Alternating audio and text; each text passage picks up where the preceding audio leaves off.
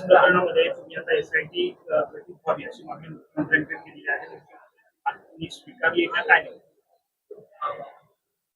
आज कॅबिनेटची बैठक सुरू होण्याच्या पूर्वी मी नाशिकच्या टीसीएस प्रकरणामध्ये एसआयटीची चौकशीची मागणी केली. तसं पत्रही मी माननीय मुख्यमंत्री साहेबांनी दिलेलं आहे आणि मुख्यमंत्री साहेबांनी मला आश्वासन दिलंय की होय, मी ही मागणी मान्य करतो आणि या संदर्भामध्ये घोषणाही करतो. कॅबिनेटची बैठक आता चालू आहे. संपल्यानंतर जर त्यांनी प्रेस घेतली तर त्यात ते घोषणा निश्चित करतील. परंतु माझ्या मागणीला त्यांनी सकारात्मक प्रतिसाद दिलेला आहे आणि ती यासाठी मी स्थापन करतो असं मला आश्वासन त्यांनी दिलेलं आहे. एक बार्टीचा लोणावळ्यामध्ये एक प्रशिक्षण शिबिर झाला अधिकाऱ्यांच्या बदल्या आणि कंत्राटा संदर्भात. वरिष्ठ अधिकाऱ्यांकडून दबाव टाकला जात असल्याचं वगैरे असं त्यात चर्चा झाली. बार्टीचा स्वतःचा प्रशिक्षण हॉल असताना लोणावळ्यामध्ये शिबिर घेऊन 30 ते 40 लाख रुपयाच्या वर खर्च झाल्याचं समोर आलं. तुम्हाला तुमची काय प्रतिक्रिया सामाजिक न्याय म्हणते? पार्टीचं दरवर्षी आम्ही एक कार्यशाळा सर्व महाराष्ट्रातील अधिकाऱ्यांची घेत असतो. हे 2 दिवसाचं शिबिर यासाठी असतं की त्यांना त्या रुटीन कामापासून वेगळं विभक्त करून असलेल्या योजना, असलेल्या त्या संदर्भाची माहिती आणि असलेलं बजेट यावर कसं नियोजन करायचं या संदर्भामध्ये अनेक मान्यवर त्यांना मार्गदर्शन करण्यासाठी आम्ही बोलवत असतो. इतर विभागातील जे काही मान्यवर असतात त्यांचं सुद्धा चर्चासत्र त्या ठिकाणी असतं. मागच्या वेळेला आम्ही त्या जे घेतलं होतं ते पुण्याला घेतलं होतं, जसदाला घेतलं होतं, आता लोणावळ्याला घेतलं. पण लोणावळ्याला रिसोर्टला का घेतलं म्हणून त्याच्यावर चर्चा झाली.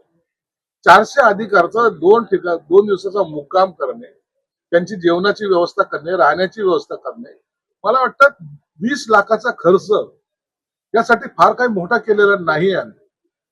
कोणत्याही प्रकारचं व्हीव्हीआयपी ज्याला काय म्हणता येईल अशी कोणतीही व्यवस्था त्या ठिकाणी नव्हती. परंतु त्याचा बाऊ करण्याचा काही लोकांनी प्रयत्न केला. अधिकाऱ्याकडून त्याच्या चांगलं काम करून घेण्यासाठी त्यांना बौद्धिक देण्यासाठी जर ते बोलवलं असेल तर त्यात काही गैर नाही. म्हणून मी या आरोपाला, ज्यांनी कुणी आरोप केले असेल त्याला एवढं काही महत्व देणार नाही. पुढच्या वर्षी सुद्धा असंच एक अधिवेशन होईल आणि दरवर्षी हा मी पायंडा पाडलेला तर यासाठी की अधिकाऱ्यांचा एकमेकांमधला असलेला सुसंवाद हा आणखी पक्का झाला पाहिजे, हे त्याच्या मागचं धोरण आहे.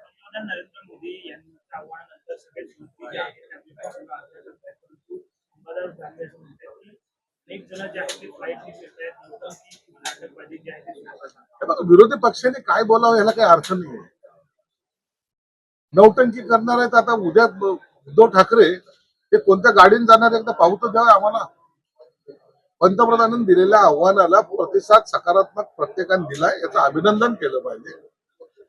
एका दिवसाची जरी बचत जरी धरली, एक दिवसाची, या देशातल्या 140 कोटी जनता त्यापैकी असलेले वाहनं आणि त्याच्यात एक दिवसाची जर बचत धरली, प्रत्येक गाडीला जर 1 लिटर जरी पेट्रोल वाचलं तर कित्येक हजारो लिटर पेट्रोल, लाखो लिटर पेट्रोल ची बचत होऊ शकते. हे एका पंतप्रधानांच्या आव्हानाला असलेला प्रतिसाद आहे. म्हणून असा सकारात्मक आपण याच्याकडे पाहिजे. युद्धाची पार्श्वभूमी असताना उद्याची येणारी टंचाई, उद्याचं येणारं संकट, त्याच्यासाठी पूर्वी जर आपण काही निर्णय घेतले त्याचा परिणाम काय होतो हे मुख्यमंत्री म्हणजे पंतप्रधानांनी त्याच्या दूरदृष्टीतून दाखवून दिलेलं आहे. प्रकरणामध्ये वेगवेगळे स्फोट आहे त्यांना पाहिलं तर असा एक माहिती की 2021 त्यांनी रुपाली चाकणकर यांनी एकत्र गोवावरती दौरा जो आहे ते केला.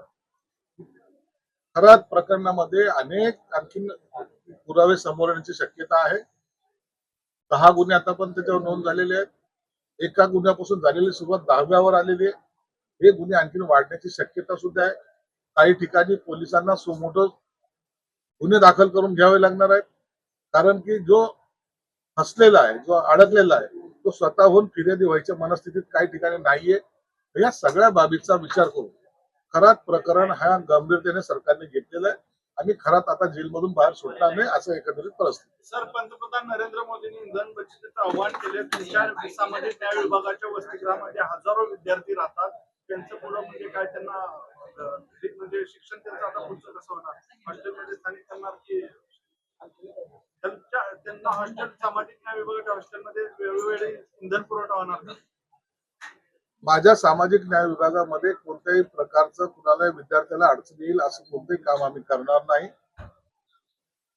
आणि जो काही माझा विद्यार्थी तिथं शिकतोय तो अत्यंत गरीब कुटुंबातला आहे, गावखेड्यातला आहे, ग्रामीण भागातला आहे, म्हणून त्याच्याकडे मोठमोठे वाहनं वगैरे असण्याचा काही प्रश्नच उद्भवत नाही. जेवणासाठी जो इंधन पुरवठा होतो तो वेळोवेळी तो तर नक्कीच होईल. जेवणाच्या याच्यामध्ये कुठेही काटकसर करायचं पंतप्रधानांनी सांगितलेलं नाही. त्यांना तो पुरवठा निश्चित होईल आणि तिथं कुठेही त्यांना जेवणाची अडचण येणार नाही.